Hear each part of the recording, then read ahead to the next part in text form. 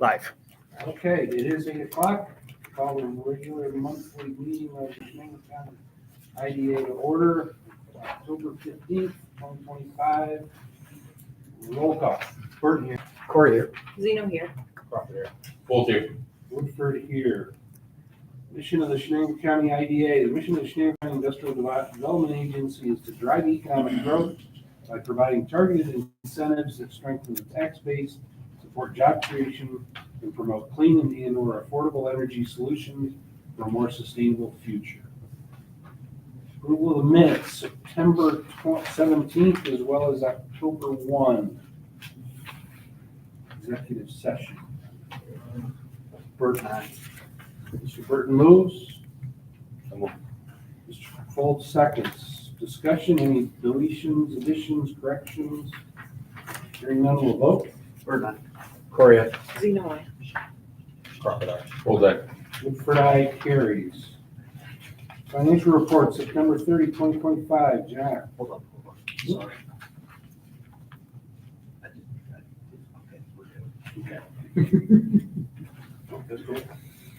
Okay. Page 8. No, you're good. You got questions or thoughts? That's good. So a couple of things we'll bring up. We'll go in a little more detail. Is when we look at the accounts receivable down there, the 1,691,000, we're going to see a little change there, and I'll go through that in a minute. That's a reduction there. Everything else on here, if you look at the fund balance of 2,937, 247, anything else is pretty quiet, normal kind of business here. A little more exciting when we get into the statement. Any questions there? Hey, before we do go though, I mean, again, you're gonna hear me say this, except tell one time today, John's done a really good job. We have a very full agenda. Executive session, because it's a year where we have to renegotiate contracts between our sister organizations. And it's very, very important to see how healthy the IDA balance sheet is. And I want to make sure you guys keep that in context as we move forward, because next month we'll be voting on what that contract should be and so on and so forth, guys. And so this sheet is incredibly important to have in the context of presenting you the full budget for the entire organization, which is where we have to start. Okay? Page 9 is our aged receivables. And what I showed you there, I don't know if you guys remember a while back, we had to remove Hybrid Winds, some of their revenue out of the stream. You're going to see that again. So I call the auditors, we work through Puckett Solar, and what happens is Puckett Solar's payment comes in, 22,100 that had already been recognized as accounts receivable, so we had to back that out. And so really you're going to find out that a $24,000 payment, there's only like $2,658 that counts towards income. The rest every year will go towards just accounts receivable. So hybrids, the entire payment goes to receivables. Puckett's a little different, it's broken out. I kind of made a note down there below and broke out the two numbers for you so that you could understand it. That's going to be kind of going forward. So you'll see that going forward. So that's why you see that negative number in there. So I had to make a change the entry. Heading on to page number 10. Payables. The only thing here to note, the Delaware Engineering, typo there. The Water District study, we're going to be reimbursed by the county. So That was one of the ones that the county had approved us as part of our, that $25,000 we had set aside. I put the voucher change group approved that. I put those vouchers in. And you're going to hear me talk about that in just a minute, but that's part of a grant application that we're going after to do a feasibility study for the greater district. And we had a feedback from the state asking us if Chobani would be in favor of that because they still own that piece of property there. And Tyler took the initiative to reach out to Chobani. I didn't think they would demoing that. They immediately came back and said they would do a boost, I think. So it's, I think a little different is the Southern Tier Economic Growth, the Clean Tech Strategy. one of the things like what Tyler is right now. You guys know that we try to make sure we have to think regionally. I wasn't going to, but we're about to select Eric and Shane and Tyler and others help us select. We got a $200,000 strategic planning grant from the state to help us put together the economic development strategy to feed the vision. Team met yesterday to select those people, and $1,500 is part of what we paid to be thought of as part of a regional group. That's where Tyler is today. He's down there. There's a clean tech hub. And this strategy group that we met with yesterday said Shenango County is amazingly well positioned between Mycroft and that clean tech rapid hub to take advantage of that. Beyond just trying to attract manufacturing, what about our other employers or distributors? What about just a place where people have really done their homework about an affordable place to live with incredible quality of life. So I think we're on the right track with some of this stuff. Thinking regionally about ourselves rather than isolated, I think helps us. That's what I'm On to page 11, statement of activities. If we start in the September 2025 column there, you'll see the negative 22 for the Puckett Solar. We talked about that just a second ago. We talked about some of the professional services already. We did pay our taxes to Walnut Street in Bainbridge there. That's on page 12. The only things of note, again, on page 11 over, when we start looking at the better or worse columns there, on that budget there, some of it's the sale of the property. Some of it is the change in the fact that the IDA now owns things and rents things out. So we get more rent. We don't have any new project fees this year. We've had to adjust the Puckett Solar and the hybrids quite a bit there, so that'll have a large impact. So, and then interest income's a little bit down. So those are kind of the highlights for the year, as you say, how did we get to this place? Just wanted to highlight those are some of the changes. Didn't you get the hybrid check? We got the hybrid check, but it goes right to accounts receivable. Oh, that's right. So you can't charge it as income. That's why Same thing with the Puckett that's why the Solar. balance sheet's so That's the big. most messed up. Yeah, it's I've ever it's seen. gap rules, right, John? It's general accounting. Yeah, I don't know. Because I told the auditor, I said, this is just going to create agita for It's why the balance years sheet's- because the next budget's going to have to be negative because Well, you've explained it to us like 5 times. Right. Still keep asking. it's counterintuitive, right? You're gonna keep asking. Now imagine the layman looking at our budget. Yeah. Wondering what the hell's going on. And when they say a negative budget, they're going to be, what are you guys doing? Yeah. And And it's for years. Well, and that's why, again, if you work for a profit company, you have to comp that revenue at a long time because you couldn't possibly have that negative budget, right? So the impact of those things is true. Toss it is okay, that's when you carry it on a balance sheet, but if you were a publicly traded company, it would be an absolute nightmare. yeah, So It was. I guess it begs the question then, shouldn't we be doing that with all these pilot projects? Shouldn't they all be on accounts receivable for all the recognized income over the life of the pilot? Right now, we're recognizing Puckett and Hybrid. but we did, Norwich Pharma's got 1 year left of 14,000 there. So every single one's different. The conversation I had with Tyler is we need to come up with a standard methodology on how we do these. Because what I found is each one is done a little different. Yeah. And so why is that? And so we got to talk to the attorneys, we got to talk to the accountants and say, what is the preferred methodology? So we know that, so we handle them the same, because this is confusing when one is handled one way, one's handled another way, another one's differently, and they're all What's different. confusing to me though, John, about it is, and I understand that, there's standardization of how the pilots are handled. This is an accounting procedure. It's not anything. So it's a matter of saying, what we're saying is those agreements are in place. And if every agreement was identical, what he's asking is why aren't we accounting for them the same? So that's what I'm saying, is that we're gonna come up with a standard accounting methodology Okay. across I thought it was pilots big going key. forward, that we will then explain to Right everybody. now, we're in the system of piecemealing it. At this point, is what we're having to do. These are all done ahead of it, so I don't know how they were done or why decisions were made. What I don't understand is I thought we dictated. That's what we should ask. It's a good action item for us, John Holden, because you're saying the right stuff, John. So I'm just trying to figure out. I would assume that there's things called, the general account principles better than me. And I would think what you're asking, Brian, is when the contract was signed, that wasn't what those general accounting principles was, because people audit these things all the time, right? So unless somebody This just is new. Yeah, this is a new way of, because again, up until then, I would assume, unless you're saying our auditors weren't any good, because this was caught, right, John, by our auditors saying that you have to accrue for all this now in the year that you know you're going to recognize the revenue, right? So you have to accrue the whole $1 million and then write off the receivables, right? Which is what he's doing a good job of. The question is, why aren't we doing it going retroactively? I don't know. I don't know that. And going forward, I would assume all pilots will be done the way we're doing it now, because why would we change?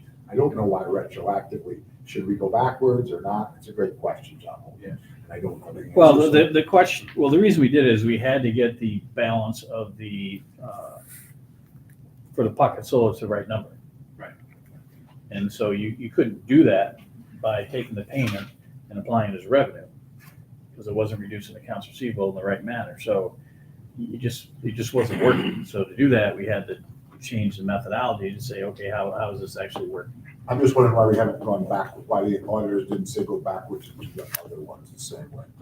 That's all we're asking. Yeah. Why didn't the auditors go back and say? Yeah, do the others? That's all I'm asking. I don't know yet. I'm not. Well, Yeah.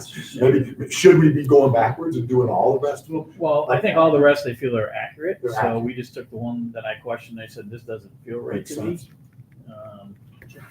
So as we go forward in budget building for the IDA, we don't want to carry a negative budget year over year over year, which if we continue to include these in the revenue column, it's going to create that. Yes, you will. And I've talked to the auditors once, and I'm not sure there's a methodology around that. I can talk to them again. We can have a call with them and talk to them. But yeah, it's going to create chaos because everyone's going to see a negative budget, not realizing that there's plenty of money coming in through cash flow. And I've got that actually on the budget, down the bottom of the budget. What I plan on doing is saying, yes, the budget looks like you're going to lose this much, but remember you have some non-financial statement income or cash flow coming in Right. for this amount. Here's really kind of the net and what it really is going to be. I've done some of that work to try to explain it, but I'll give them another call and we'll see what we can do. It certainly, It does create a lot of confusion. and you're doing a great job of trying to straighten it Yeah. out. In reality, Whatever they're paying you, it's not enough. Wait till we get into the commerce budget. But in reality, the idea is really healthy. And you don't want this to give the impression that it's not. Right. Well, and it does. It significantly does. And it's not.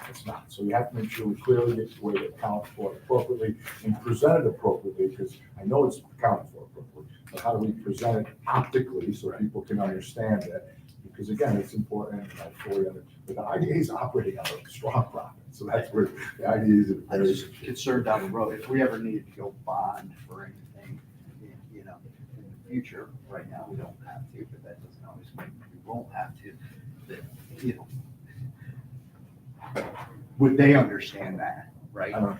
These are great questions, and again, John, maybe after we get through the contract and everything like that, maybe Brian and RC at the beginning of the year, maybe we would bring somebody in from our auditors to give us a conversation. and Yeah, they were supposed to come in something. and meet with the boards and. Walk us Yeah. through, yeah, it'd be a good idea, have them come in and walk us through and kind of ask these questions and say, especially now they've got somebody that can interpret, right, and help us execute it. So Yeah, I think it'd be good to have them come in, John. If we could target John Q1 to have them come in, our auditors just come in, John will take that to action. Q1, come in, walk us through our financials with us so that we can ask these questions and, help us understand some of these differences between how we're accounting for this. Just make sure we're doing And this. do we have to do future ones that way, or do we have a choice? Yeah, should we be right, exactly. And if we have a choice, maybe there's a different way of doing it. I'd rather recognize the revenue each year as we receive the checks than as opposed to all at once. Makes sense. I think they want to get the receivables on the books showing that, hey, you have this large asset. Without doing that, you can't get it on the books. I don't know what the answer is, but that's. Exactly. Yeah, when you're doing accounting, do these footnotes, are you able to rely on them to explain? Well, those I put in there to try to help you guys Yeah, they're understand helpful, the chaos. That's part of what I do there, is to try to explain it to you a little bit. Sounds good. I figure you're gonna ask a lot of questions. If I put it in the notes and you see it ahead of time, hopefully it answers a lot of questions.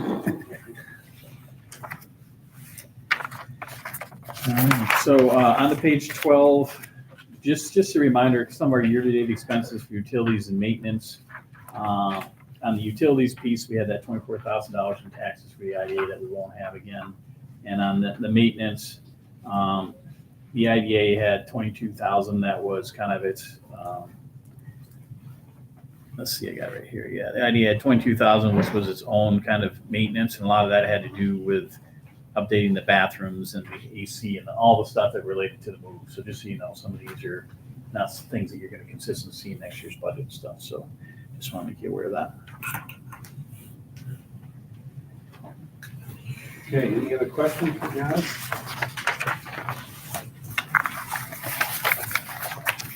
How about if we do the approval of the September financial statements? Knock that one off. Motion. Mr. Burke moves.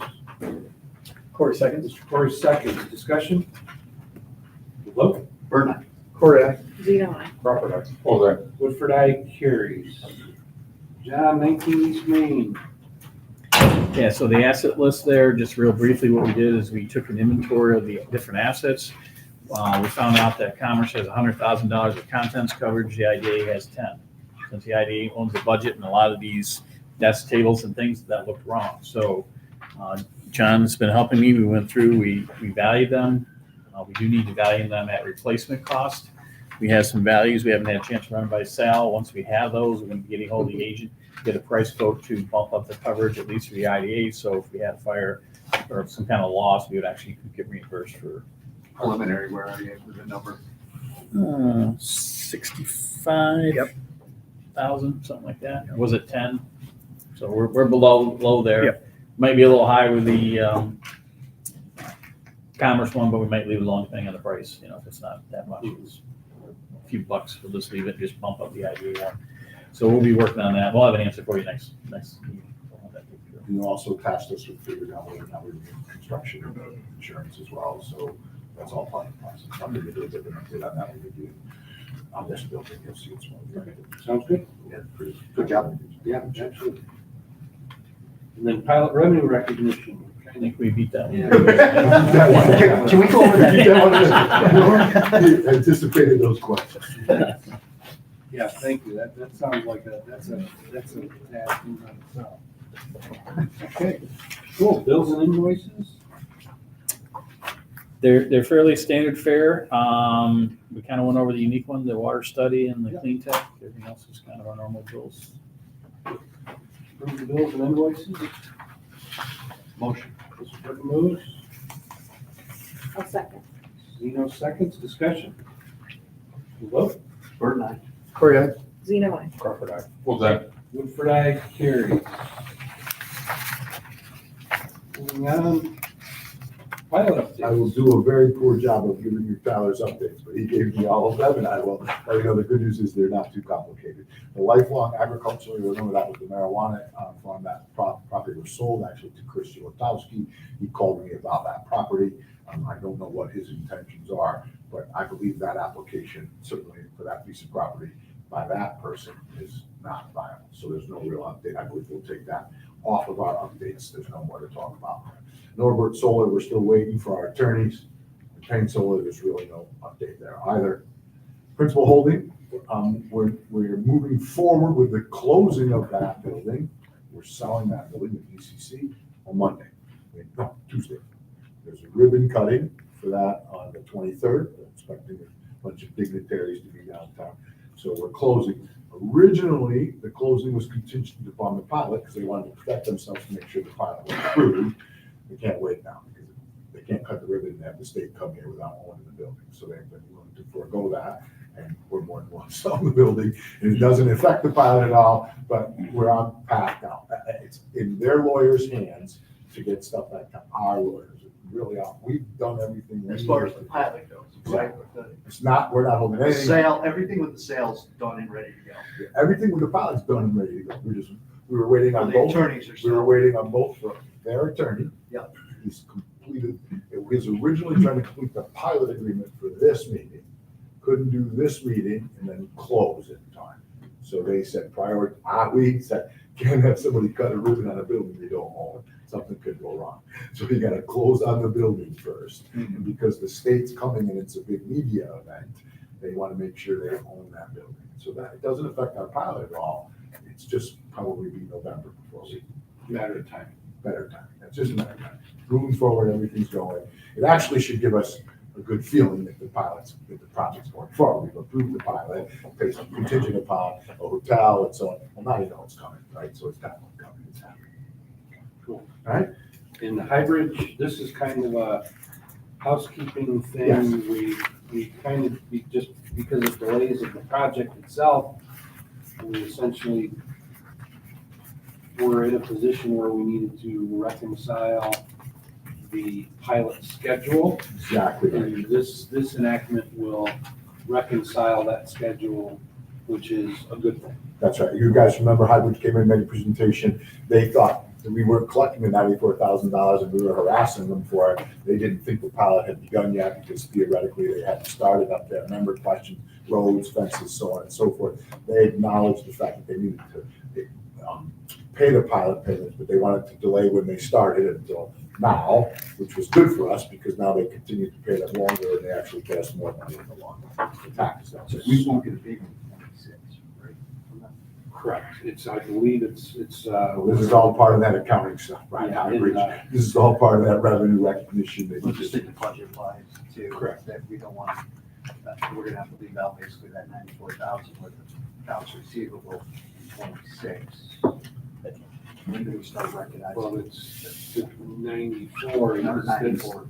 That's another, that's actually a different figure, correct? 94 is the project fee. That's the fees that we get, that's not the Yeah, pilot. that's not the pilot. Right, but we've changed the start date of the pilot. Does that mean we're not going to get a pilot in 26? We addressed all of that as well. Everything coincides with our pilot payments and we will get more revenue because we get more revenue based on the assessed value and the taxes go up as well. So Right, I understand that in the long run, but my question is, The 94, does that occur in 26? You guys remember, all those things don't matter anymore because all of that revenue has been recognized already. So he's writing off revenue. Yes, he'll write off $94,000 again. We're gonna get a, We're gonna my get a check understanding, unless every somebody tells me, we're gonna get a check next We're year. gonna get a for check that. every year. that's the question, are we Yes, getting a yes. check? What we next did is, year we were or- supposed to get a check in 24, we never got 24. They delayed the first one to 25, Exactly. so they kind of pushed it out that way a little bit. Exactly. Okay, so that was my question when it comes to Gotcha. budget. I Yes, we're understand. recognizing the revenue, but recognizing the revenue doesn't pay the bills. Right, the checks are coming in. Capture the revenue, and my question essentially was, Yes, yes. because we've changed the start date to the pilot, does that change the fact that we? Money's Answer coming My in. question. Money's coming in. Money's coming in. That's my understanding. I If there's something understand. different, let me They'll pay know. us a check again I next year. believe, Got I believe John is correct as well. Perfect. Thank you. Okay, that's it. I will give you one more update just because he. Well, we need to act on this one Oh, first. I'm sorry. Yep. So there's a So, vote. Motion to approve. Mr. Burton moves, Second. Mr. Crawford seconds. Discussion?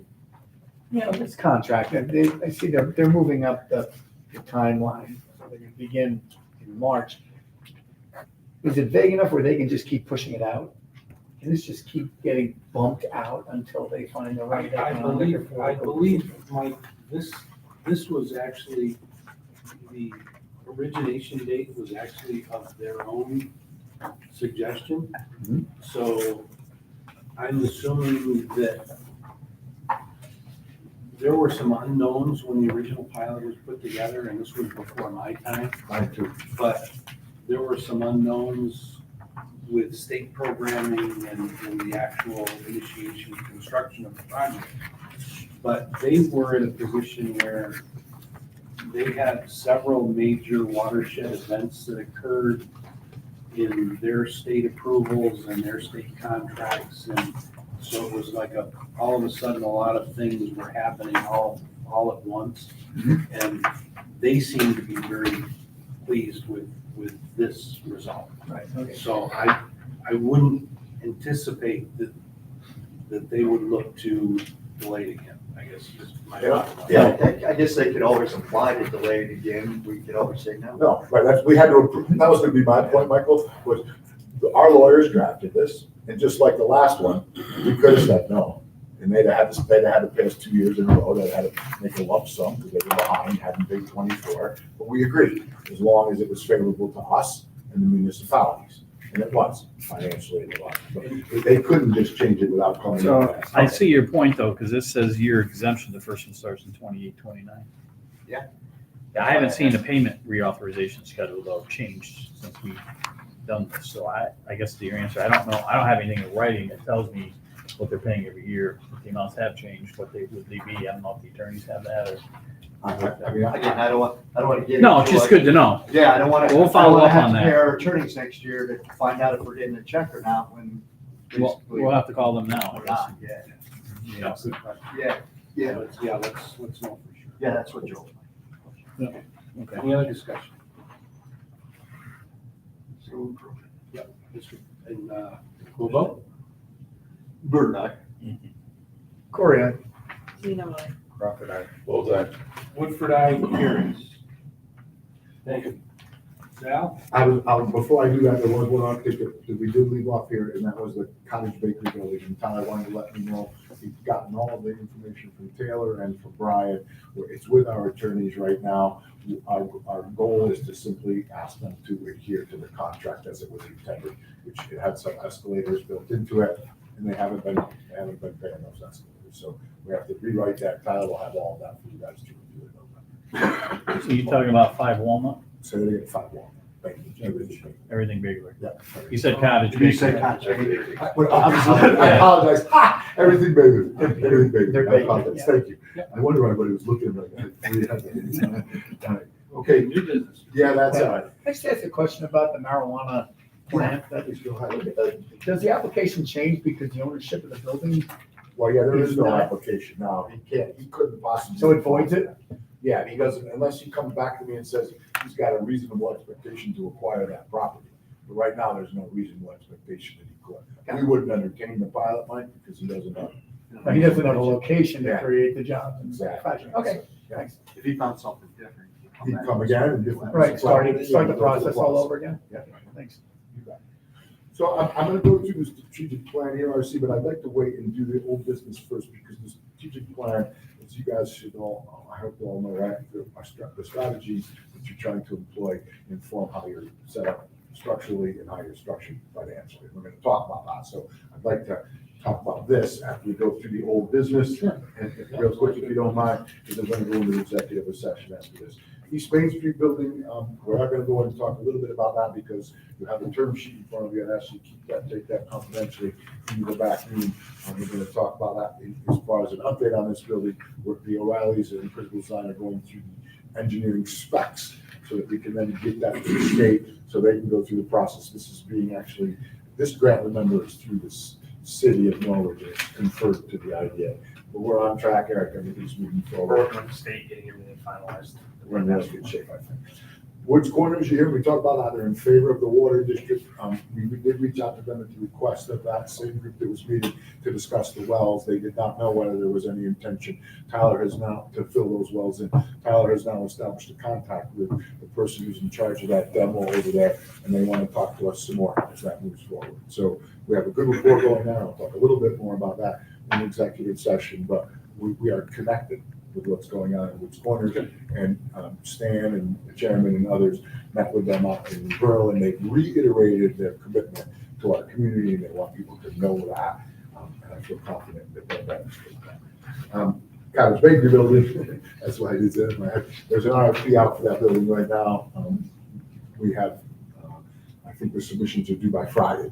So we've asked people to come and tell us what would they do in that building. Missy Beers is running Deja Brew in there right now. I know she's interested in that building. Others have expressed an interest in that building. We'll review that. We won't review that. The DCC Finance Committee will review that. There's a set of criteria that were developed based upon what's best for the community and the DRI, not the sale price of the building. So that's moving forward. That's all the old business. I'll do this strategic deck now. So again, guys, you've seen this, you've been here now 3 years. I'll be here next month. And so it's, as we think about things that are going on here, I think some of the things that I hope you guys have noticed is that, over the last few years, you've seen a significant pivot in how we think about our work here. And the fact that we are a trade chamber of commerce, you've all been to our events and we talk about it. You don't join the Chamber of Commerce anymore for what it used to be, where you have networking and lunch and learns and advocacy. Frankly, I gotta tell you right now, Frank Crawford calls the Department of State, he's got a better chance of getting them here than if Commerce Shenango does, right? So the fact that, we started to pivot towards more of an economic development strategy, I go back to Jeff Blanchard, when he wasn't the chairman, was on the chairman of the Planning and Economic Development Committee, and I'm making these presentations all about the Commerce Shenango and what we're doing as a chamber, and he goes, hey, we're an economic development committee, you ought to talk about some of that. And so literally, we've spent 3 years making that pivot, and I wanna, and I don't, you guys don't ever hear me brag about stuff that we've been able to accomplish, but I'm gonna take a minute, because I'm gonna talk about my requests in here for a budget in a minute. I'm going to talk about why we're working on our strategies and why I think it makes a difference. The bed tax is up a cumulative amount of over 30%. So our shift in talking about tourism is just something to get people to visit here. And thinking about this kind of economic development strategy has paid dividends, and it's residual dividends that pay for itself, because that bed tax helps. IDA and the city has helped us get $1 million grant for this building. A $200,000 strategic planning grant. Again, I talked to you, we just selected somebody that will help us develop a much better economic development strategy. As good as this one is, it will help us really lay the foundation for that. We literally have put together a visitor economy strategy. We're moving forward with our downtown revitalization initiatives. We literally have done a tremendous amount of work. We're going to continue to pivot in that direction. And nothing will change when you think about, I hope, no matter what, the goals for this organization, and this organization is all three entities. It's not any one. I went through this with our CFO as we discussed the financials. That none of these entities could survive on their own. None of them have enough annual revenue right now to be able to provide the resources that we do collectively. But this should always be the goal, make it a better place to visit, work, and live. How are you going to do that? Change it. There's 4 or 5 different strategies that you're going to work on every year. The most important strategy that we're going to work on this year is to create a 3-year economic development plan for Shenango County. We're 100% going to execute that. We're going to start it. We're going to kick it off. We've selected a firm. Shane feels good about it because it will feed the 2050 vision. They're very familiar with the vision. It will be the catalyst for us to start to see actionable plans. And that's what we're focused on. I don't want to see theoretically. It would be really nice for us to improve housing in Shenango County. No kidding. I need to know exactly which houses first and what are the buttons to push and how will those levers get pulled and who should be doing that. And we're going to have these people set that up for us. This visitor economy work that we're doing, we're going to finish that. We're very close. We expect to get a full report out on them in November, and we're going to continue to engage them. Clearly, what they've told us is that we need to build on what we have here. We have a wonderful core, but we don't have enough gravity. We don't need more people visiting here. We need more people. I'm telling you this, guys. We need more people living here. If you really think about economic revitalization, every single conference I go to, every single initiative we attend talks about getting more people to live in your community. Some communities need to do that by having more industry, more businesses.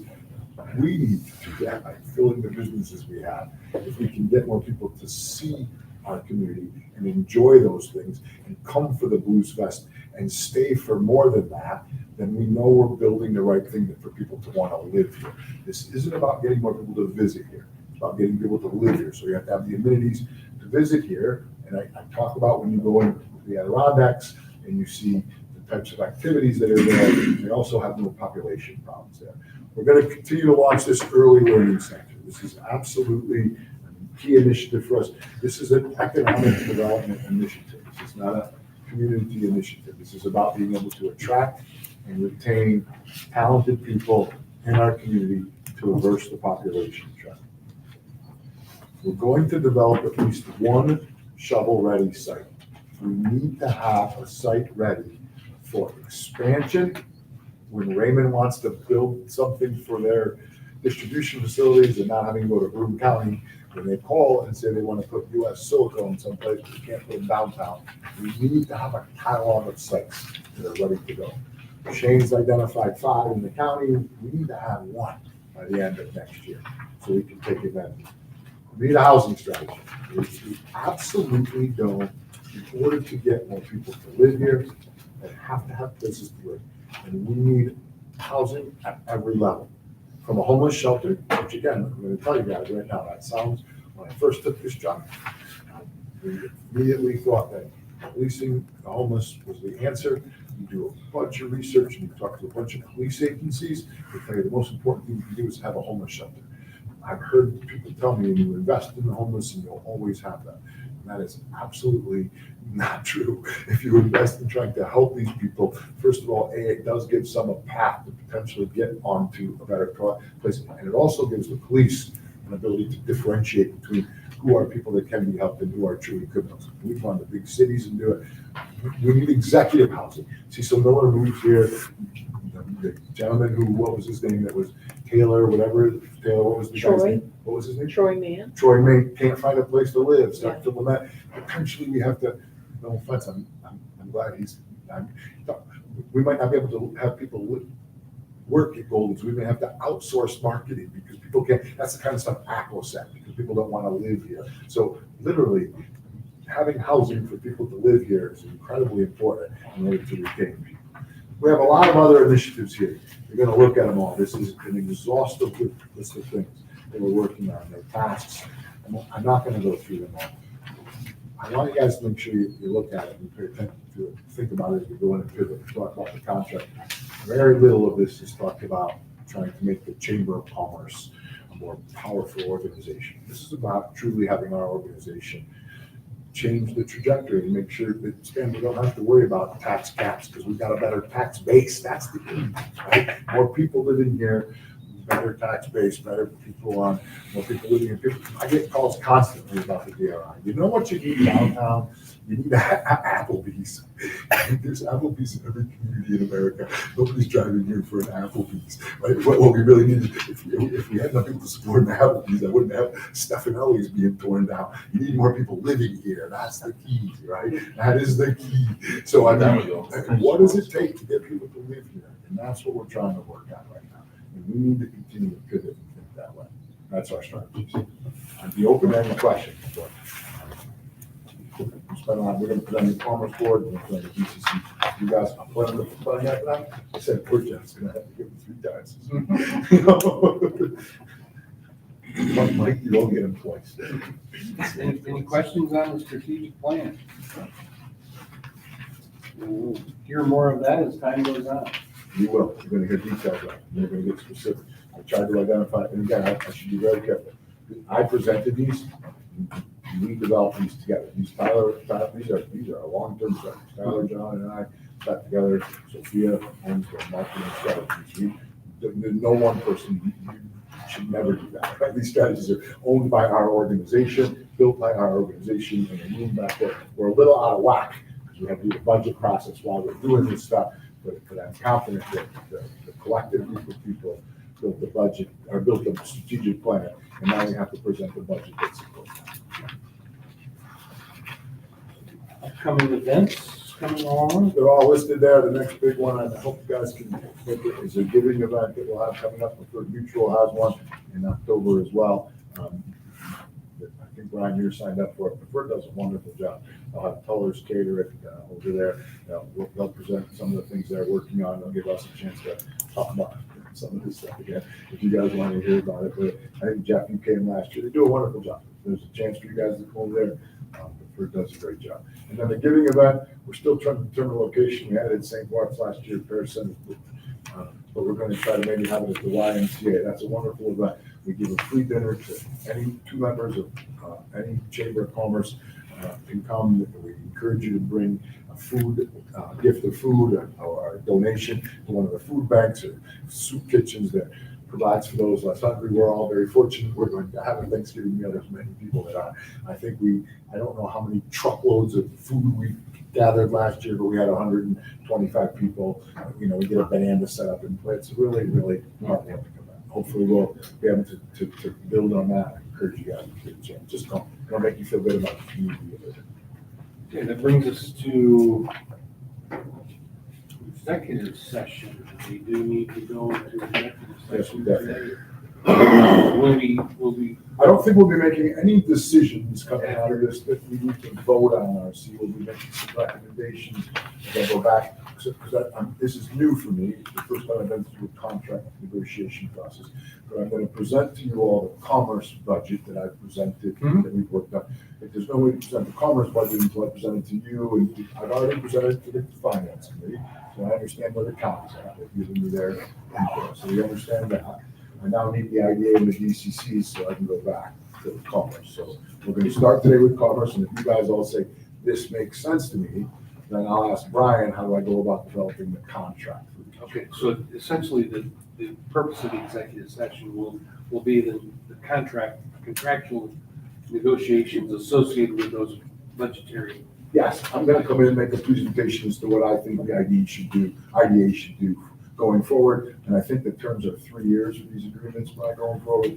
So I think that's right. So I'm gonna make that presentation to you guys. You guys will give me your feedback. In November, I'll come back based upon your feedback with you and the NCC. So I'm trying to nail it down because we gotta get these things nailed down before December. With no decisions to be made. No decisions. We're also gonna discuss this term sheet that we printed out that Kalia sent. But again, that's all going to be, I'll get your input, I'll adopt that input, and then we're not voting on it for sure either, okay? Thank you, Mike. Yeah. I'll make a motion to go into executive session to discuss contract negotiations. We do not expect to take any action when coming out of executive. Mr. Burton moves. Second. Mr. Folds seconds. Discussion. All in favor? Aye. Opposed? Carried. All right, executive session. We'll go in the back room and we're gonna talk about a variety of things.